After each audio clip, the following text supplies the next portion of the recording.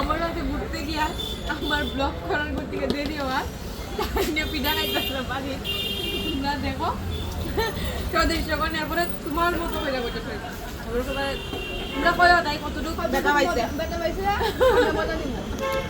দেখতে পাচ্ছেন আমাদের সাথে যে ওই যে আমার ছোট বোন অর্পিতা, তাছাড়া রয়েছে এই যে রিয়া, কিন্তু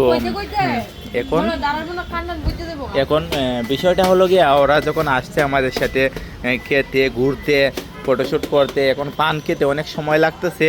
তো যখন বাড়িতে যাবে, যখন ওর মা ওকে পিঠা দিবে, তো পিঠাটা কতটুকু মানে কষ্ট পাইবে এবং কতটুকু মানে ব্যথা পাইবে ওটা আপনারা কমেন্ট করে জানাবেন।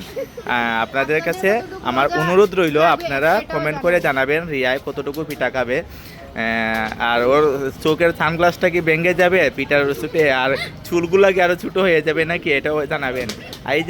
এই যে গুল্লু মুল্লু মেয়ে, এটা খালি পেটের করে, ওটা আমার ছোটো বোন, সাথে আমার মামিও এসেছে।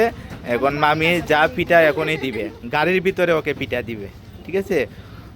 কারণ আর আমারও দিব নি। এই যে দেখতে পাচ্ছেন আমাকে পিঠা দেওয়ার মতো কেউ নেই।